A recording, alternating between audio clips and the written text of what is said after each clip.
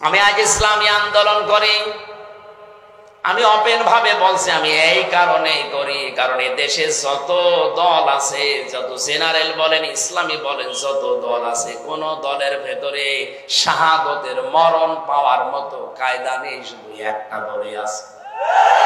তারা ইসলাম কায়েম করতে গিয়ে জান মাল বাজি রেখে জীবন হাতে নিয়ে ঘরে, এই কারণে এই পথ আমি বেছে নিয়েছি। কারণ আমি জানি ভালো মরণ, শাহাদতের মরণ।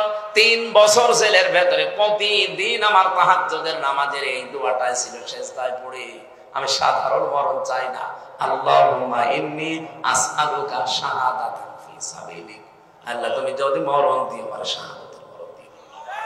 কারণ আমি এখন যদি ঈমান নিয়ে মারা যাই তাহলে কবরে ঘুমিয়ে থাকবো, আর শাহাদাতের মরণ পেলে কিয়ামত পর্যন্ত আল্লাহ আমারে নিজে খাওয়াবে।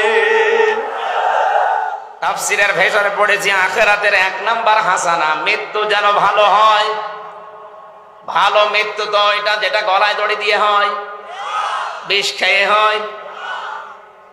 এ পৃথিবীতে ভালো মরণ ওইটা যেটা শাহাদাতের মরণ হয়। শাহাদাতের মরণ হয় কোথায় আপনি তো জানেনই না।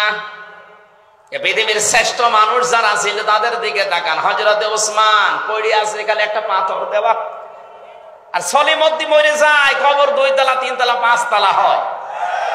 কোন কারণে আপনি কবর পাকা করেন? ভেঙ্গে গুড়িয়ে দেওয়া দরকার ওগুলো মাজার গুলো।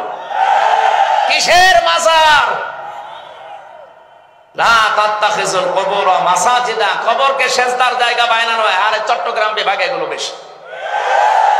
কবরে লাশ আছে কিনা আন্দাজে কলা গাছ পুঁতে ওইটা মাজার বানিয়ে ব্যবসা করে খাচ্ছে। আর এটা বলতে গেলে ওর ব্যবসায় ভাটা পড়ে, তখন বলে পীর বিরোধী। ওর পীর, ওখানে তো গরু শুয়ে আছে। মানুষ থাকলেও তো হয়তো কলা গাছ পুঁতে লাল শালো টাঙিয়ে ব্যবসা করে খাচ্ছে। আর মানুষও পাগল। কবর পাকা করার কোন নিয়ম ইসলামে নেই। হ্যাঁ, হেফাজত করবে, গরু ছাগল যেন নষ্ট না করে ফেলে হেফাজত করেন। পাকা করা লাগবে, 4-5 তলা করা লাগবে, এগুলো সব হারাম। যা আছে এরকম কবর ভেঙ্গে গুড়িয়ে দেওয়া দরকার। ভালো কবর সাহাবীদের কবর। তাকান তো, লক্ষ লক্ষ সাহাবী শুয়ে আছে, আমি নিজে দেখে এসেছি। খালি মাথার উপর একটা ছোট পাথর দেওয়া, চিহ্ন করার জন্য। গরু ছাগল মরে যাচ্ছে, আল্লাহর ওলির নাম নিয়ে 3 তলা 4 তলা 5 তলা বানাচ্ছে। 3 নম্বরে হাসর যেন ভালো হয়। ভালো হাসর তো হবে যে মানুষগুলো হাসরের ময়দানে ডান হাতে আমলনামা পাবে, এদের হাসর ভালো হবে।